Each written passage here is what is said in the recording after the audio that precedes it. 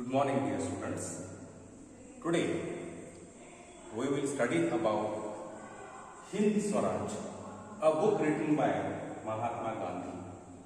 ವಿದ್ಯಾರ್ಥಿಗಳೇ, ಇವತ್ತು ಮಹಾತ್ಮ ಗಾಂಧೀಜಿ ಅವರು ಬರೆದಂತಹ ಹಿಂದ್ ಸ್ವರಾಜ್ ಪುಸ್ತಕದ ಬಗ್ಗೆ ಅಧ್ಯಯನವನ್ನು ಆರಂಭಿಸೋಣ.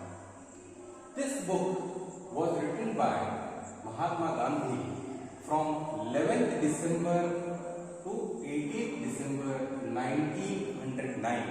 You should remember this date. It was written between 11th December to 18th December 1909. During this time, he was traveling from London to Durban. Remember, during this time, he was traveling from London to Durban. And he was traveling in a ship named SS Kildonan Castle. SS Kildonan Castle. Mahatma ಗಾಂಧೀಜಿಯವರು ಲಂಡನ್ನಿಂದ ಡರ್ಬನ್ಗೆ ಪ್ರಯಾಣವನ್ನು ನಡೆಸಿದರು. ಈ ಪ್ರಯಾಣವನ್ನು ಅವರು 11 ಡಿಸೆಂಬರ್ನಿಂದ 18 December 1909ರಲ್ಲಿ ಈ ಪ್ರಯಾಣವನ್ನು ಕೈಗೊಂಡಿದ್ದರು.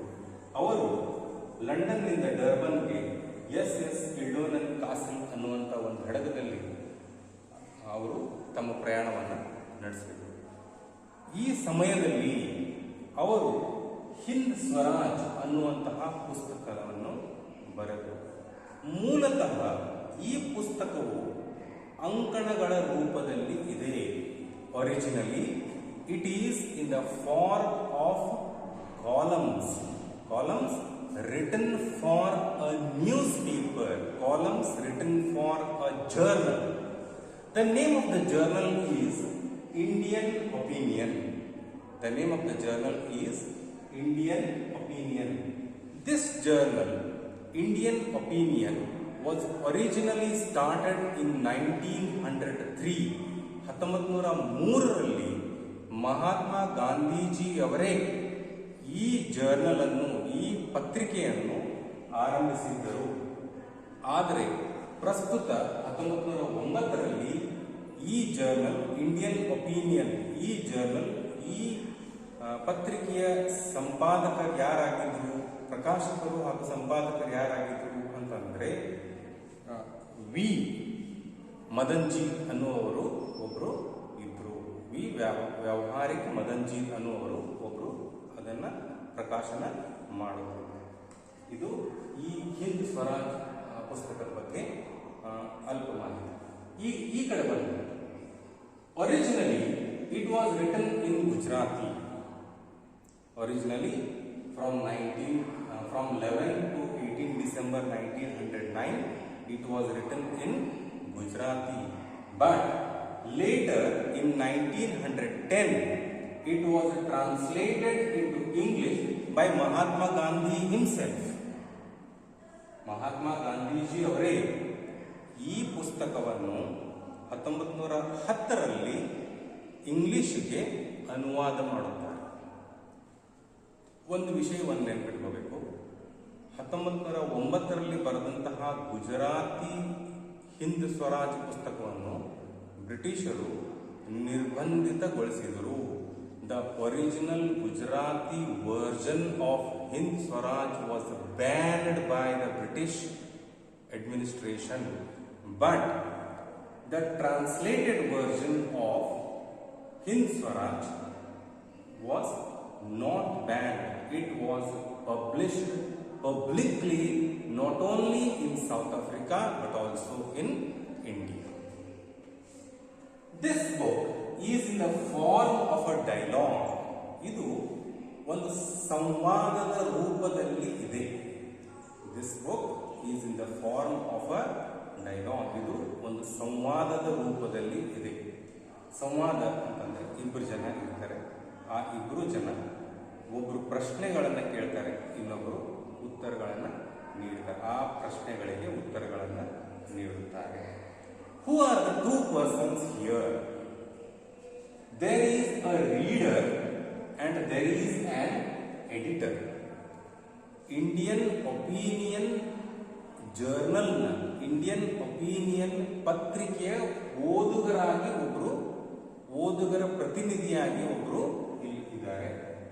ಹಾಗೂ ಆ ಪತ್ರಿಕೆಯ ಸಂಪಾದಕರಾಗಿ ಇಲ್ಲಿ ಒಬ್ರು ಇದ್ದಾರೆ. ಓದುಗರ ಪ್ರತಿನಿಧಿಯಾದಂತಹ ವ್ಯಕ್ತಿ ಯಾರು ಅಂತಂದ್ರೆ ಡಾಕ್ಟರ್ ಪ್ರಾಂಜೀವನ್ ಮೆಹ್ತಾ. ಡಾಕ್ಟರ್ ಪ್ರಾಂಜೀವನ್ ಮೆಹ್ತಾ. ಸಂಪಾದಕರು ಯಾರು ಅಂತಂದ್ರೆ ಮಹಾತ್ಮ ಗಾಂಧಿ. ಇಲ್ಲಿ ನೆನ್ಪಿಡ್ರಿ, ಇದು ಡೈಲಾಗ್ ಫಾರ್ಮ್ ದಲ್ಲಿದೆ, ಇಂಟರ್ವ್ಯೂ ಫಾರ್ಮ್ ದಲ್ಲಿ ಇದೆ. This is in the form of a dialogue, this is in the form of an interview between two persons. One is the reader, representative of the readers of Indian opinion, and other person is the editor. The representative of the readers of Indian opinion is Dr. Pranjeevan Mehta, and the editor is Mahatma Gandhi. These two persons, Dr. Pranjeevan Mehta and Mahatma Gandhi, discuss on the importance of Hind Swaraj. What is this Swaraj? Swaraj andre ಏನು? Swaraj is the self-rule. Swaraj is the home rule, the concept later adopted by Bal Gangadhar Tilak and others. The concept of a self-rule for the Indians, the concept of Swadeshi, the idea of passive resistance, and the criticism of the Western European civilization. ಈ 4 ವಿಷಯಗಳ ಬಗ್ಗೆ ಇಲ್ಲಿ ಚರ್ಚೆಗಳು ನಡೆಯುತ್ತವೆ. ಆ 4 ವಿಷಯಗಳು ಯಾವುವು ಅಂತಂದ್ರೆ, number 1 is Swaraj, self-rule or the home rule for the Indians. Number 2 is the Swadeshi. ಎರಡನೇ ವಿಷಯ ಯಾವುದು ಅಂತಂದ್ರೆ ಸ್ವದೇಶಿ.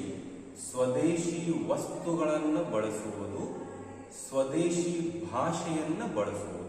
Number 1 is Swaraj. Number 2 is Swadeshi.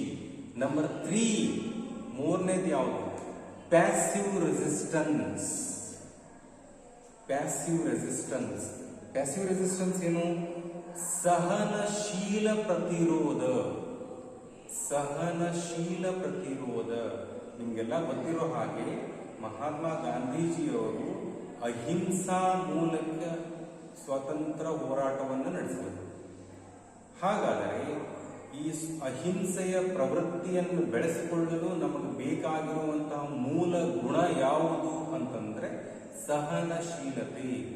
ಸಹನಶೀಲತೆಯ ಜೊತೆ ಪ್ರತಿರೋಧವನ್ನು ಮಾಡುವುದು.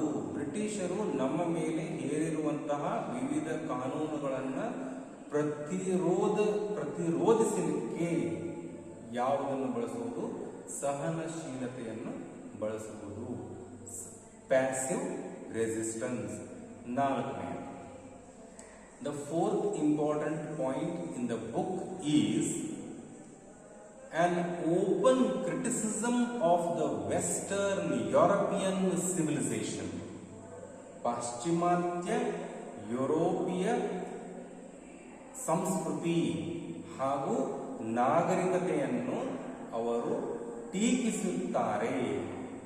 ಈ 4 ವಿಷಯಗಳನ್ನು ಒಳಗೊಂಡಂತಹ ಈ ಪುಸ್ತಕವನ್ನು ನಿಮಗೆ ನಾನು ಇನ್ನು ಮುಂದೆ ಓದಿ ಕಲಿಸುತ್ತೇನೆ. ಧನ್ಯವಾದ.